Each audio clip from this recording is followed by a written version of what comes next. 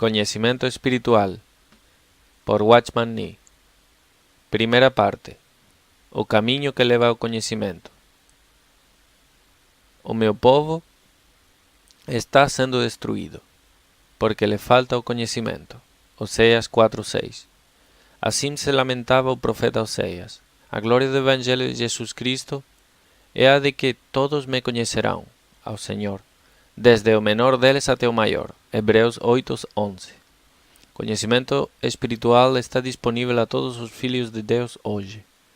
É, pois, não apenas nossa obrigação, mas também nosso privilégio buscar esse conhecimento. No presente volume, Watchman Nee desenvolve este conhecimento espiritual. Ele mostra a diferença entre conhecimento intelectual e conhecimento espiritual. Mostra as maneiras de chegarmos ao verdadeiro conhecimento de Deus, bem como de nós mesmos. E explica o relacionamento entre conhecimento espiritual e a mente renovada. Apesar de as mensagens contidas neste volume terem sido entregues por nosso irmão nos primórdios de seu ministério, as verdades aqui expostas são, não obstante, eternas. São tão aplicáveis agora quanto foram então. Estas mensagens foram publicadas originalmente em chinês, em 3 livretes separados, mas considerando o estreito relacionamento entre elas, estão agora sendo impressas em português em um só volume. Possam todos os filhos de Deus transbordar de pleno conhecimento da sua vontade, em toda a sabedoria e entendimento espiritual, a fim de viverdes de modo digno do Senhor, para o seu íntegro agrado, frutificando em toda boa obra, e crescendo no pleno conhecimento de Deus. Colossenses 1, 9 e 10, os editores. Primeira parte. O caminho que leva ao conhecimento de Deus. Tratado por Deus e tratando com Deus. Respondeu-lhes Jesus: Errais não conhecendo as Escrituras, nem o poder de Deus. Mateus 22:29. Ele, por sua vez, se afastou, cerca de um tiro de pedra, e de joelhos orava, dizendo: Pai, se queres, passa de mim este cálice. Contudo, não se faça a minha vontade, e sim a tua.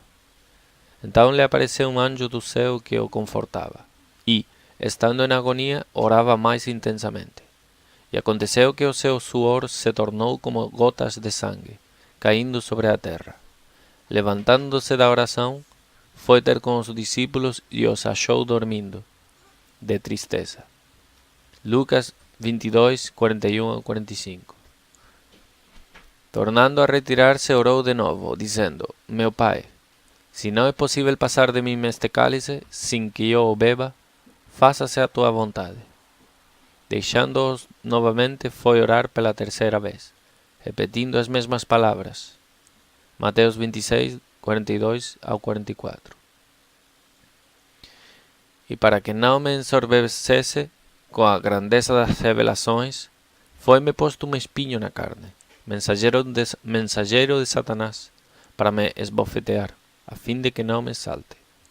Por causa disso, 3 vezes pedi ao Senhor que o afastasse de mim. Então ele me disse: A minha graça te basta, porque o poder se aperfeiçoa na fraqueza. De boa vontade, pois, mais me gloriarei nas fraquezas, para que sobre mim repouse o poder de Cristo. 2 Coríntios 12, do 7 ao 9. Por esta razão também nós, desde o dia em que o ouvimos, não cessamos de orar por vós, e de pedir que transbordeis do pleno conhecimento da sua vontade, em toda a sabedoria e entendimento espiritual, a fim de viverdes de modo digno do Senhor, para o seu inteiro agrado, frutificando em toda boa obra, e crescendo no pleno conhecimento de Deus, sendo fortalecidos com todo o poder, segundo a força da sua glória, em toda a perseverança e longanimidade, com alegria, dando graças ao Pai, que vos fez idôneos à parte que vos cabe da herança dos santos na luz. Colossenses 1, do 9 ao 12. Manifestou os seus caminhos a Moisés, e os seus feitos aos filhos de Israel. Salmo 103, 7. Então, convocando todos os principais sacerdotes e escribas do povo, indagava deles onde o Cristo deveria nascer. Em Belém da Judeia, responderam eles, porque assim está escrito por intermedio do profeta. E tu, Belén, terra de Judá, não és de modo algum a menor entre as principais de Judá, porque de ti sairá o guia que há de apacentar o meu povo, Israel. Mateus 2, do 4 ao 6. Caifás, porém, dentre eles, sumo sacerdote naquele ano, advirtió-os, dizendo: Vós nada sabeis, nem considerais que vos convém que morra só pelo povo, e que não venha a perecer toda a nação.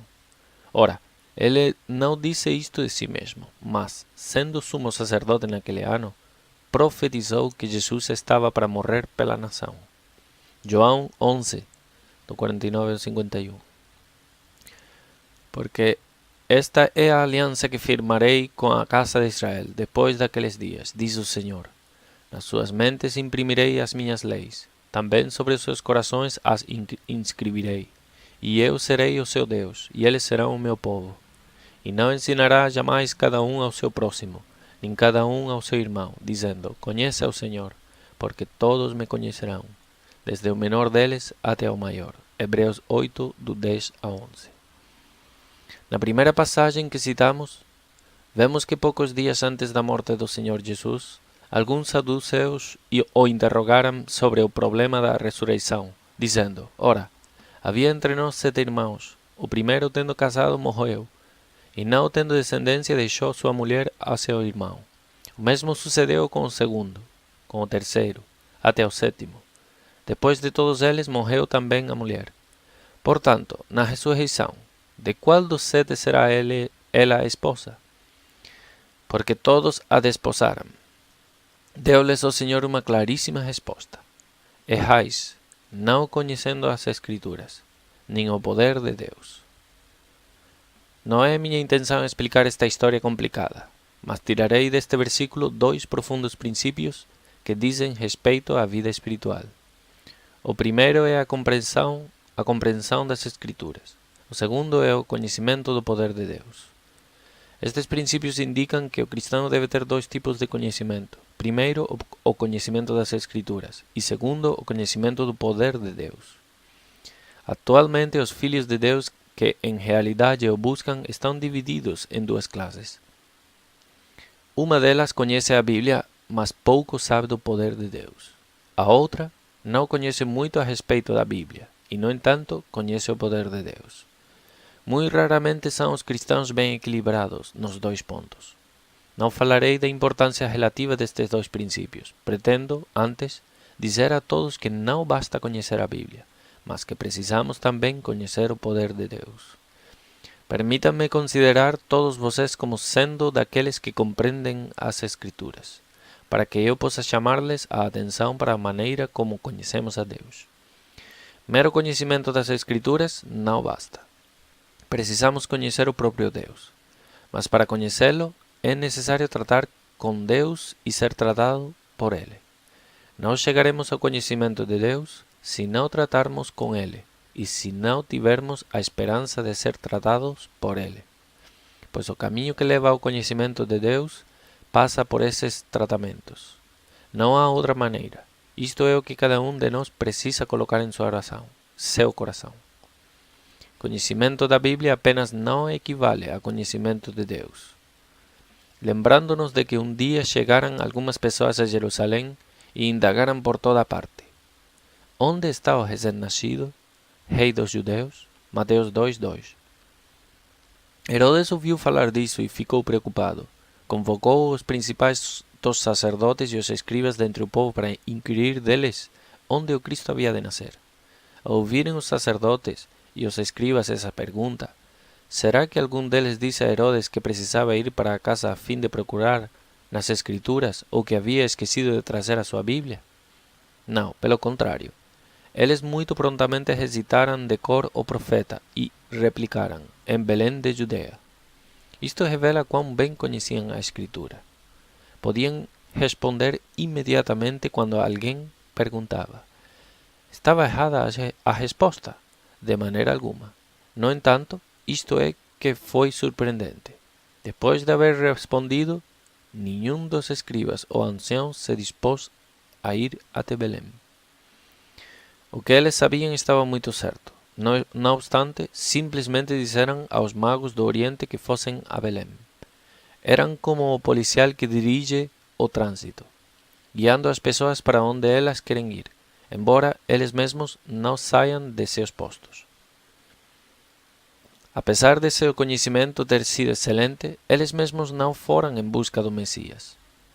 Aqueles magos devem ter descoberto nos escritos de Davi que haveria de nascer aquele que seria o rei dos judeus, e por isso percorreram uma distância muito grande para encontrar o Senhor.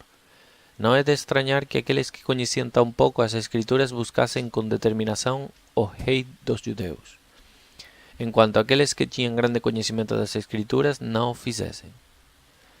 Tendo andado grande distância em busca do rei dos judeus, os que vieram do Oriente finalmente o encontraram. Portanto, aqueles que têm somente conhecimento bíblico podem não conhecer a Deus.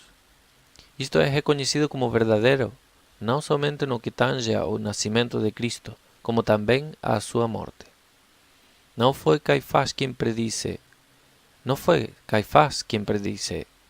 nem considerais que vos convém que morra um só pelo povo, e que não venha a perecer toda a nação. João 11:50. No entanto, quem foi que condenou o Senhor Jesus à morte? Quem senão Caifás, o seu sogro Anás? Caifás e seu sogro Anás. Vemos, portanto, quão inútil é ter conhecimento bíblico sem também conhecer a Deus. Através do profeta Jeremias, Deus falou muitas e muitas vezes. Na mente lhes imprimirei as minhas leis, também no coração las inscreverei. Não ensinará jamais cada um ao seu próximo, nem cada um ao seu irmão, dizendo, conhece ao Senhor, porque todos me conhecerão, desde o menor até o maior deles. Jeremias 31, 33 e 34.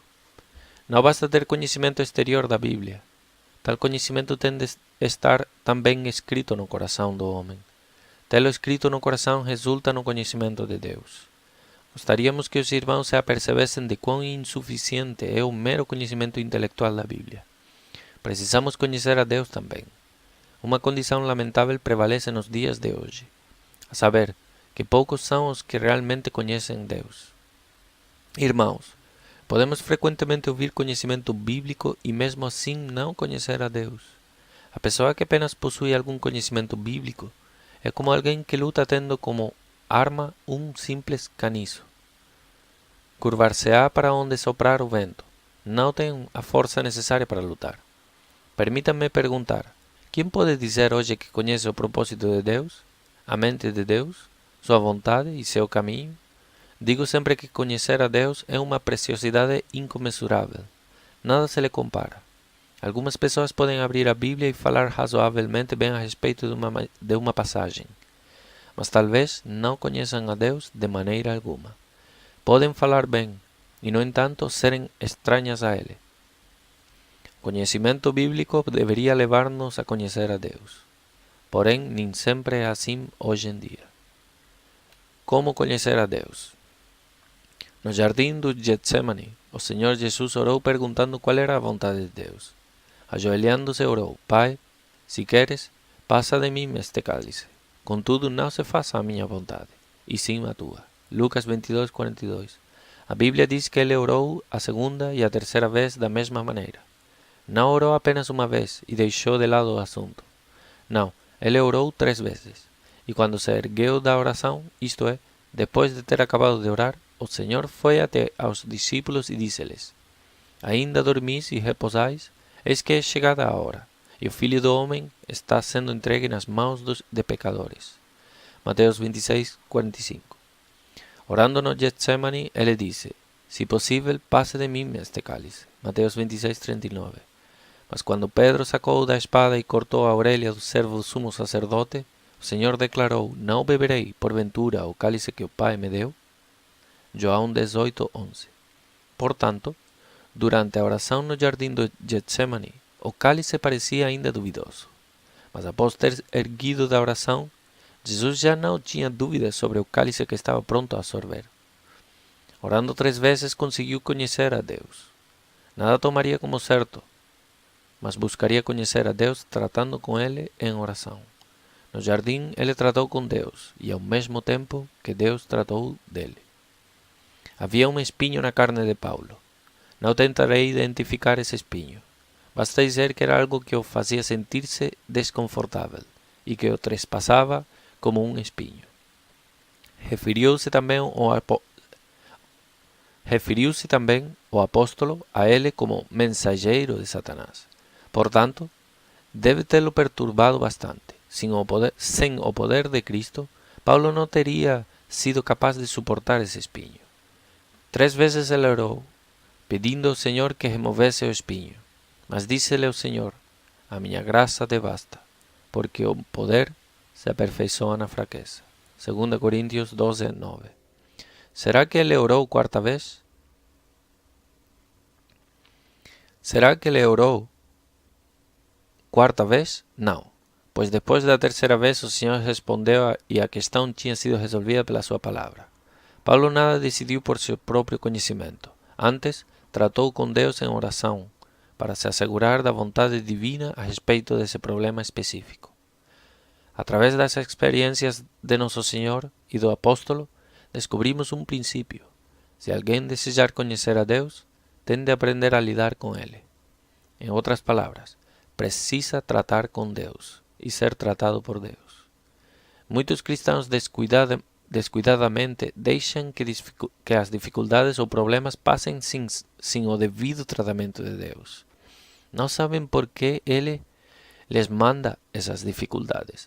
Tais pessoas podem ler a Bíblia diariamente e parecer que têm algum conhecimento e luz, e, no entanto, ignorarem a mente divina. Seu conhecimento é obviamente insuficiente. Por esta razão, amados, precisamos tratar com Deus e receber tratamento de Deus. Então, verdadeiramente, o conheceremos. Na prática, deixem-me exemplificar. Todos nós temos algum pecado particular que facilmente nos enreda. Alguns são perturbados por este pecado, enquanto outros são levados a cair por aquele pecado.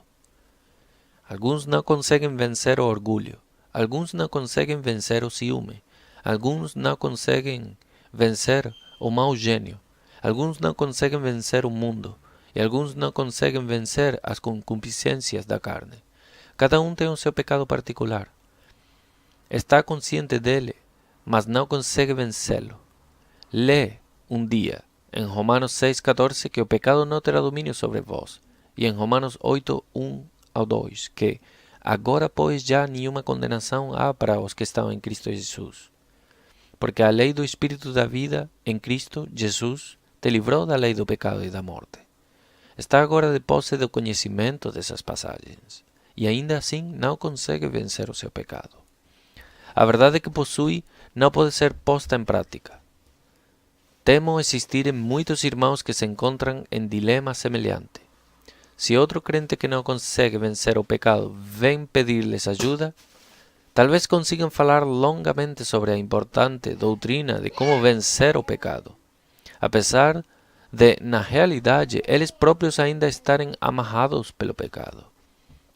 Consequentemente, o irmão que vem buscar ajuda voltará para casa armado de algum conhecimento sobre como vencer o pecado, sem a experiência de como fazê-lo. Isto significa que o que ouviram nada mais é do que o mero conhecimento das Escrituras. Não foram tratados por Deus, portanto não conhecem o seu poder. Como então conhecer a Deus através de seus tratamentos? Suponha que você seja uma pessoa que se irrita facilmente. Você vai a Deus em oração a respeito desse problema. Ao mesmo tempo, pede conselho a alguém sobre como vencer esse pecado. O irmão pode lhe dizer: você deve pedir ajuda. Você deve pedir a Deus que extirpe a raiz do pecado do mau gênio da mesma maneira como você extrairia um dente estragado. Gostaríamos que isto fosse verdade, apesar de sabermos que é absolutamente impossível. O pecado não pode ser arrancado, pois quanto mais puxarmos, mais firmemente se ancorará. Tal conselho não vai ajudar nem um pouquinho, já que é totalmente inaplicável à experiência. Após ter sido assim aconselhado, você ora a Deus nesse sentido. Ao invés de o pecado ter sido arrancado, você percebe que ele se aprofundou.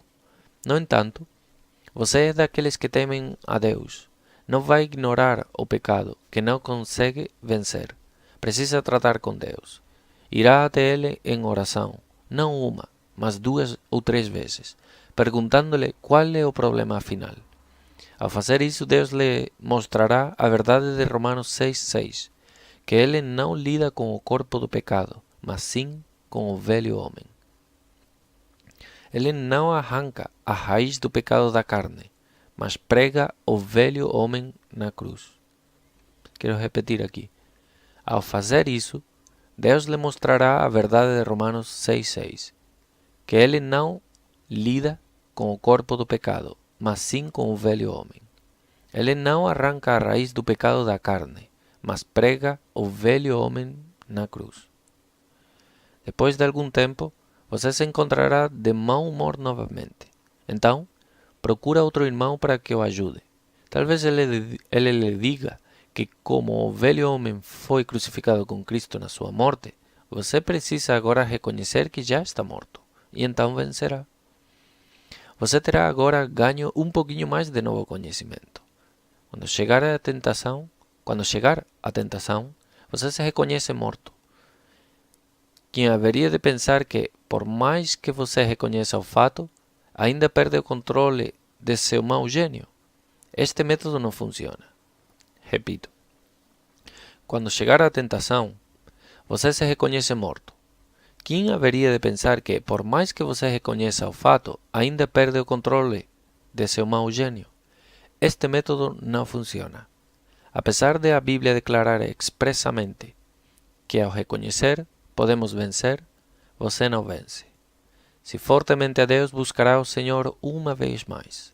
Então ser-lhe-á revelado que o reconhecimento não começa na hora da tentação, mas que há mais de 1900 anos,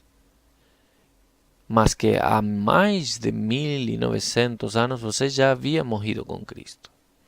Seu coração deveria, portanto, descansar na obra acabada de Cristo.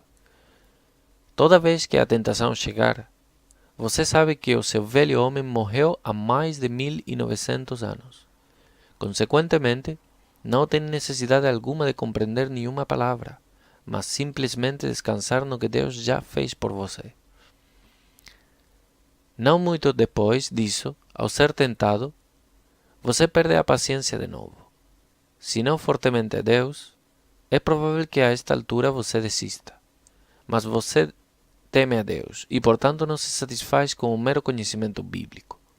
Vai a Deus de novo, dizendo: Oh Deus, tua palavra declara que meu velho homem foi crucificado com Cristo. Então, por que ainda não consigo vencer meu pecado? Mais uma vez você debate com Deus. Ele lhe mostra onde você falhou. Dir-lhe-á que permitiu que caísse porque você não conhece a corrupção da sua carne. Você depende muito de si mesmo. Assim, você aprende outra lição: conhecer a si mesmo. Isto é, conhecer a corrupção de sua carne. Leva-o a deixar de confiar na carne e a implorar humildemente a Deus que o preserve. Entretanto, com o passar do tempo, você cai mais uma vez. Sendo uma pessoa temente a Deus, dirige-se a Ele novamente, dizendo: Por que não consigo vencer o meu pecado? Já reconheci que meu velho homem está morto. Já conheci minha carne. Por que ainda estou sujeito a cair? Você ora 1, 2, 3 vezes, talvez até uma quarta ou quinta vez. Implora a Deus que fale com você. Finalmente Ele lhe dá uma revelação. Faz você compreender que o pecado é como o fruto de uma árvore. Da mesma forma que a árvore da vida produz um tipo diferente de fruto a cada mês, assim também a raiz do pecado produz milhares de tipos de fruto. A raiz é uma só, mas o fruto se multiplica dia a dia. Você está sempre tratando de um pecado particular, e no entanto negligencia outros pecados. Enquanto esses outros crescem, você retorna àquele velho hábito particular de pecar. Ao lidar com o mau gênio, você ignora os outros pecados. E, à medida que as manifestações de outros pecados aumentam, o pecado do mau gênio logo se segue. Você se esquece de tratar do seu orgulho e ciúme, de seus pensamentos impuros, de seus muitos outros pecados. Se você tratar apenas do mau gênio, quanto mais tratar dele, mais será derrotado. Mas se tratar de todos os pecados, Deus o abençoará. Ao obter todo este conhecimento, pode supor que está agora a caminho da vitória e, portanto, passar o resto da vida em paz. Inesperadamente, porém, o pecado reaparece e você cai de novo. Desta vez, o caso é realmente grave. Não há como ignorá-lo. Aproximar-se-á de Deus uma vez mais e lhe pedirá que trate de você. Após ter orado uma ou duas vezes, você recebe uma nova revelação. E que tal a sua vida após ter obtido a vitória? Deus mostra aqui que a obra acabada de Cristo só pode ser mantida mediante comunhão com Ele. Mostra-lhe que suas orações e leitura da Bíblia têm sido um desapontamento, como você se tem levantado tarde demais todos os dias, e consequentemente algo anda errado em sua comunhão diária com Ele. Deus não sugere que a obra de Cristo na cruz foi um desapontamento. Quer dizer com isto apenas que o que Cristo fez na cruz tem de ser mantido vivo na atmosfera da sua comunhão com o próprio Deus. Talvez, alguns dias depois, você novamente perca o controle. Novamente ora e pede a Deus que trate de você. Desta vez, Ele pode mostrar-lhe que está tudo bem com você, exceto que deixou de guardar um mandamento especial. Será algo que Ele exige especialmente de você. Você já se sente tocado, mas inventa desculpas e demora a obedecer. Como resultado, Ele lhe permite perder a vitória. Por causa da sua desobediência neste outro aspecto, reaparece o antigo pecado, mau gênio. Portanto, meus amigos, não pensem que por só terem desobedecido uma vez aqui e outra acolá, podem esperar vitórias sobre o pecado. Mencionei frecuentemente no passado que o segredo da vitória é confiar e obedecer. Qualquer enfraquecimento em qualquer ponto na obediência irá inegavelmente enfraquecer a fé da pessoa. O homem que conhece a Deus. Se Deus já tratou de você e você já chegou a um conhecimento verdadeiro dele, saberá em que situação particular outra pessoa fica enroscada. Você poderá ajudá-la porque você já foi tratado a respeito deste mesmo assunto por mais de 50 vezes. Você não fala aos homens somente acerca da Bíblia, fala-lhes de Deus. Certo verão, houve uma conferência liderada por muitas pessoas famosas. Disseram-me que deveria ir e ouvir um pregador que pregava muito bem naqueles dias. Então fui. Naquela sessão em particular, ele falou sobre como ficar cheio do Espírito Santo. Os versículos bíblicos que citou eram os mais apropriados possíveis. Suas ilustrações foram esplêndidas e sua apresentação muito lógica. Mas após ter ele falado por 10 minutos, perguntei a mim mesmo: é isto o que significa ficar cheio do Espírito Santo? Embora ele falasse muito bem, suas poucas declarações superficiais deixaram patente que não conhecia a Deus nesta questão particular. Nada conhecia a respeito de ser cheio do Espírito Santo. Daí que só o conhecimento da Bíblia não nos dá o conhecimento de Deus nem nos capacita a falar dele. Precisamos aprender a palmilhar o caminho da cruz. Precisamos ser tratados por Deus. O Senhor não ignorou a vontade divina por ser o Filho de Deus. Pelo contrário, orou uma, duas e 3 vezes ao Pai até poder dizer: não beberei porventura o cálice que o meu Pai me deu? O apóstolo Paulo também orou até que o Senhor lhe dissesse que a sua graça lhe bastava. Sabemos que os crentes de Corinto compreenderam mal a Paulo. As cartas aos Coríntios expressam sua tristeza, enquanto a carta aos Filipenses declara seu gozo. De todas as cartas paulinas, apenas essas duas estão cheias de autoexpressão. Mas gosto muito mais de ler a carta aos Coríntios do que aquela aos Filipenses. Os coríntios se enganaram completamente a respeito do apóstolo. Acusaram-no de ser ardiloso e julgaram mal a sua doença. Ele não insistiu em que Deus removesse o espinho a fim de escapar à zombaria dos coríntios. Disse apenas: por causa disto 3 vezes pedi ao Senhor que o afastasse de mim. Então ele me disse: a minha graça te basta, porque o poder se aperfeiçoa na fraqueza. Tendo Deus falado, Paulo não pediu que o Senhor mudasse de ideia. Pelo contrário, ele declarou: de boa vontade, pois, mais me gloriarei nas fraquezas, para que sobre mim repouse o poder de Cristo. 2 Coríntios 12, do 7 ao 9. Ninguém jamais conhecerá a Deus sem lidar com Ele. Disse eu uma vez a alguns irmãos que existe apenas uma maneira de progredir na vida espiritual, e esta é através do tratamento de Deus. Se o indivíduo se recusar a aceitar os tratamentos de Deus, nunca conseguirá progredir. Se apenas desejar adquirir conhecimento da Bíblia, precisará simplesmente estudar bastante e ser auxiliado por aqueles que tiverem conhecimento bíblico. Mas se realmente desejar conhecer a Deus, precisa ter um tratamento pessoal com Ele, pois não existe outra maneira.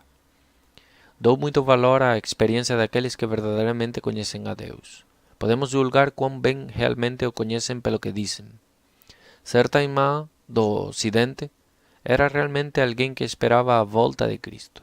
Note que muitos estudiosos das profecias não sabem como esperar a volta do Senhor.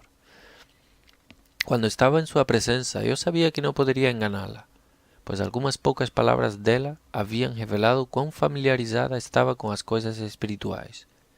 Lembro-me agora que, no último dia de 1925, estava orando com ela.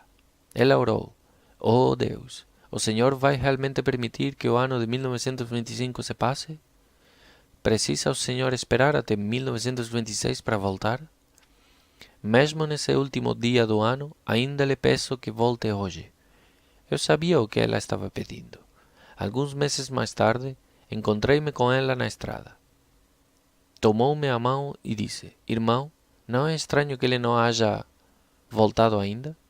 Estas declarações mostravam que ela não era simplesmente uma estudiosa das profecias, alguém que tinha comunhão com Deus e realmente esperava pelo Senhor. Conhecia a Deus. Era uma especialista na segunda vinda de Cristo. Encontrei certa vez outra irmã. Pensei que era uma principiante nas coisas espirituais, mas após ter trocado com ela algumas sentenças, descobri que era uma especialista. Era alguém que estava tratando com Deus e sendo tratada por Ele. Encontrei em Pequim um crente idoso. Não tinha muito conhecimento bíblico, nem era admirado por sua vida prática. No entanto, realmente conhecia a Deus. Durante nossa conversa, ele disse: Cristo é responsável por tudo. Apesar de sua família ser bem pobre, tanto ele como a esposa eram felizes. Afirmou que, apesar de muitos problemas difíceis em sua vida, Cristo assumia a responsabilidade de cada um deles. Por isso perguntei-lhe: quanto da responsabilidade é sua? Minha responsabilidade é a de cantar hinos, respondeu ele.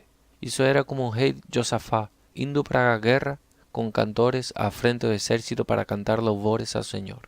Veja 2 Crônicas 20. Querendo saber mais, perguntei-lhe: o irmão a tudo abandonou pelo Senhor? Arrepende-se do que fez. Arrepende-se do que fez? Replicou ele sinceramente. Ora, o irmão não parece compreender. Cristo, e não eu, é responsável por tudo isto. Quanto à questão de ser Cristo responsável por todas as coisas, qualquer pessoa pode ver que esse crente está bem adiante de nós e que temos de aprender esta lição com ele. Ele é verdadeiramente um perito quanto a este aspecto particular da vida espiritual. O que temos de aprender não é mero conhecimento bíblico, mas conhecimento aprendido de Deus. Ou apenas aqueles a quem Deus tratou sabem qual é o significado dos tratamentos dele. Necessidade dos tratamentos de Deus. É preciso que Deus trate de seu meio ambiente, bem como de seu pecado. Por exemplo, você permite que coisas que aparecem em sua família venham e se vão à vontade. Ou se na realidade você ora a respeito delas, ora apenas uma vez e depois para por não ter obtido resposta. Como pode esperar conhecer a Deus? Não foi isso que Paulo fez? Orou diversas vezes até o Senhor lhe responder. Se estiver disposto a orar apenas uma vez, é melhor nem orar. Você orará uma, duas e 3 vezes, e se não receber resposta, tem de orar 10 vezes, ou até mesmo 100 vezes, até que Deus fale com você. Lembremos-nos de que não há lugar pressa na fé, nem na oração. A fé resiste ao tempo. Se Deus não responder, podemos esperar até que tenhamos 100 anos de idade. Esperamos contra a esperança. Abraão creu em Deus, Romanos 4:18. Eliseu disse ao rei Jeoás que atirasse a flecha contra a terra, mas o rei fez assim apenas 3 vezes, ao passo que teria podido ferir os sírios até os consumir. Veja 2 Reis 13, 14 ao 19. Assim também é a nossa oração. Não devemos orar 2 ou 3 vezes e parar. Um servo do Senhor disse certa vez: orar é como colocar cartões de visita em uma balança. Você coloca um peso de 100 gramas em um dos pratos da balança e vai colocando cartões no outro. Quando se lança aqui o primeiro cartão, este não consegue levantar o peso de 100 gramas. Cartão após cartão é colocado, mas sem afetar o peso. Daí, talvez, no exato momento em que lançar o último cartão, o peso do outro lado é finalmente erguido. Assim também acontece com a oração. Oramos 1, 2, 3 vezes e uma vez mais. Talvez seja esta a nossa última oração, mas então vem a resposta. Por isso, vamos aprender a lidar com Deus. Precisamos pedir os tratamentos divinos a respeito de nossos corpos mortais, nossos trabalhos, nossas famílias, nosso meio ambiente e tudo o que acontece conosco. Conheci uma irmã com mais de 60 anos. Ela havia dito que nada em sua vida era acidental. Perguntei-lhe se sua declaração era verdadeira e ela me respondeu que sim. Achei que talvez ela pudesse falar isso ao pregar, mas certamente não poderia ser um fato real. Uma vez, um irmão teve um resfriado e ela lhe escreveu perguntando o que havia aprendido com aquele resfriado. Imaginei que estava certo perguntar a alguém que tivesse contraído febre tifoide se havia recebido alguma instrução de Deus, mas perguntar se alguém havia recebido uma lição de Deus por ocasião de um simples resfriado? No entanto, aquele irmão realmente foi ajudado por ela. Respondeu-lhe a carta dizendo que no começo não estava nem um pouquinho preocupado, mas que tendo sido inquirido, despertou e assim foi tratado por Deus e mudado. Havia outro irmão que tinha doença na família. Novamente a irmã lhe escreveu para dizer que não devia deixar essa doença passar descuidadamente, mas assumir a responsabilidade de orar pelo enfermo, que foi grandemente ajudado por ela. Certa vez ela mesma ficou doente de cama. Sua auxiliar havia ido a outro lugar.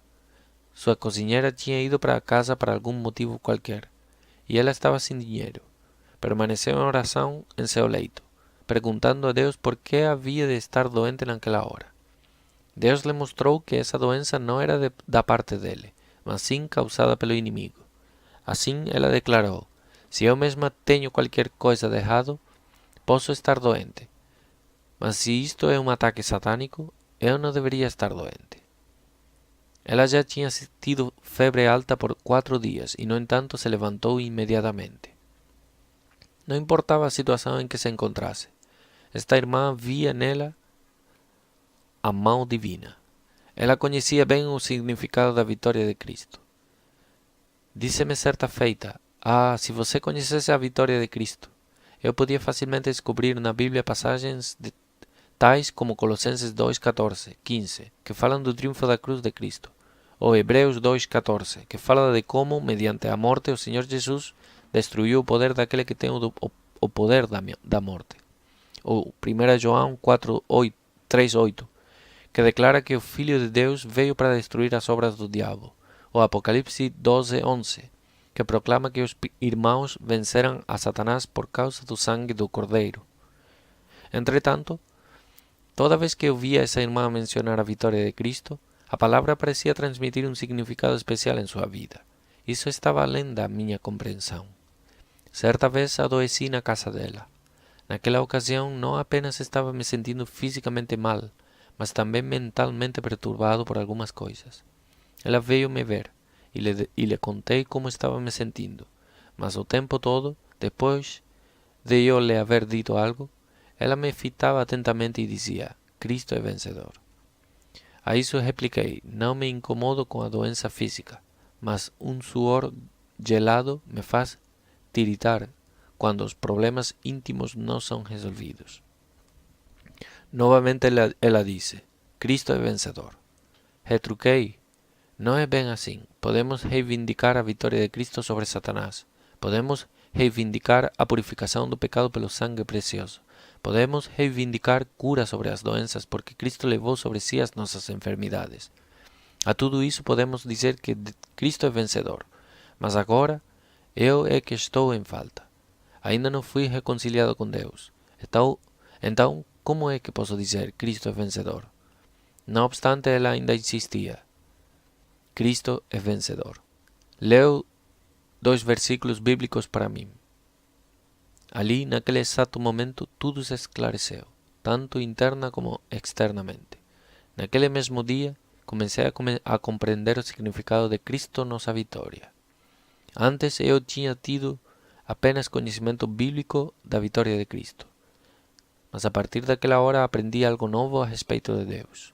Comecei a ver que a vitória que tinha tido antes havia sido uma arma feita de junco, totalmente ineficaz. Percebia agora a completa abrangência da vitória de Cristo. Incluía vitória sobre o inimigo, sobre o pecado, sobre a enfermidade e sobre todas as coisas. Tendo Deus repetidamente lidado com ela, esta irmã conhecia a vitória de Cristo.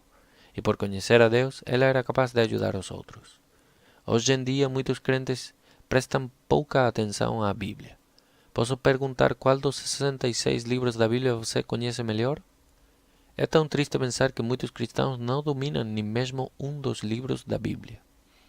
Mais triste, porém, é o fato de não conhecerem a Deus de um modo verdadeiro. Se quisermos conhecê-lo, não podemos deixar que nada escape por negligência, quer seja algo na família, quer no corpo físico, quer no meio ambiente. Devemos conversar com Deus. Precisamos orar até obtermos sua resposta. Devemos orar até que cheguemos ao verdadeiro conhecimento de Deus. O conhecimento de Deus e o trabalho. Quero dirigir algumas palavras aos obreiros. Ninguém pode trabalhar para Deus se não o conhecer. Muitos pensam que após haverem estudado a Bíblia em seminários teológicos, estão qualificados para pregar. Permita-me fazer uma pergunta. Ao pregar o Evangelho, saímos a explicar a Bíblia ou a proclamar o Salvador? Para explicar a Bíblia ou para contar as boas novas? Mesmo que esses seminários sejam idealmente bons, podem apenas ajudar as pessoas a compreenderem a Bíblia, mas não a conhecerem a Deus. Hoje em dia, muitos compreendem a Bíblia, muitos podem analisar bem a palavra, mas quantos podem falar de Deus e de como conhecê-lo? Se desejarmos trabalhar para Deus, precisamos primeiro aprender a conhecê-lo. Alguns declaram gostar de fazer o trabalho de evangelização pessoal e gostariam de poder pregar aos outros. Mas quando realmente chegam até as pessoas, nada têm a dizer. Na realidade, sobre o que poderiam falar? A pessoa só pode pregar a mensagem que a tocou. Só pode ajudar as pessoas naquilo em que ela própria tem sido tocada por Deus. O que pode alguém realmente pregar se não conhecer a Deus? Vamos ilustrar isto com um exemplo. Pode haver pecado em sua vida que não parece ter sido abandonado. A mão de Deus está sempre tocando nesse ponto. Toda vez que você ora, Deus fala a respeito desse pecado. Ele não lhe dará sossego enquanto esse pecado não for tratado. Resolvido esse pecado, e da próxima vez que você encontrar um irmão nas mesmas condições, você percebe que o conhecimento bíblico não pode resolver o problema dele, pois ele precisa tratar do seu pecado. Mas no caso de você ser descuidado com o seu próprio pecado, perdoará o irmão que comete o mesmo pecado que você. Ao perdoar-lhe, você está simplesmente perdoando a si próprio. Não pode ajudá-lo. Se um irmão foi tratado e apreendido por Deus na questão de levantar cedo, colocará a mão sobre outro irmão que se levanta tarde e dirá: Irmão, levante-se depressa, porque o maná se está derretendo. Como ele próprio já foi tratado por Deus, pode ajudar outras pessoas. Pregar é proclamar aquilo que Deus tratou em sua vida. De outra forma, pregue o que pregar, você não conseguirá levar outras pessoas até aquele ponto. Há tantas pregações hoje com tão pouco resultado,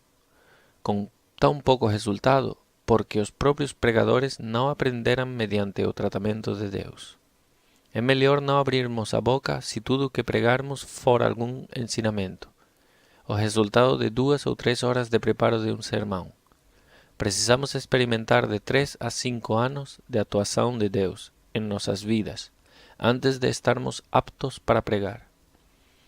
Se tratarmos de algumas coisas que acontecem todos os dias, estaremos qualificados a tratar com pessoas que tenham os mesmos problemas. Você sabe a diferença entre fazer sermão e testemunhar. Fazer sermão não ajuda, mas testemunhar, sim. Podemos preparar um sermão que receba a aprovação dos homens e, no entanto, não conseguir fazer que as pessoas prossigam vitoriosamente em seus caminhos, por não terem em que se apoiar. É como uma criança na escola primária que tenta escrever um relato sobre uma viagem que nunca realizou. Não é isso que acontece com o testemunho.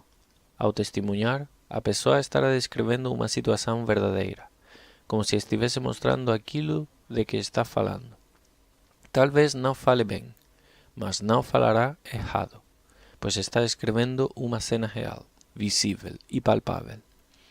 Portanto, no trabalho entre crentes como entre não crentes, uma questão de grande importância para nós é a de lidarmos com Deus.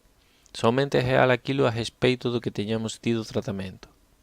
E é isso que vai tocar as pessoas quando falarmos. Irmãos, há dezenas de milhares de coisas que exigem o toque de Deus hoje. Quão lastimável que tenhamos até agora ignorado tantas coisas sem termos jamais recebido os tratamentos de Deus. Se aprendermos a aceitar os caminhos de Deus para nós, todos os dias, aprenderemos a conhecê-lo após algum tempo.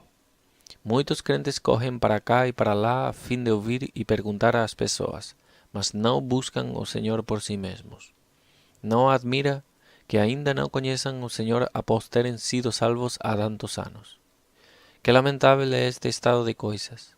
Deveríamos perguntar a Deus o que fazer quanto a esta ou aquela questão. Deveríamos buscar até conhecer a vontade divina. Não devemos somente orar uma vez e parar.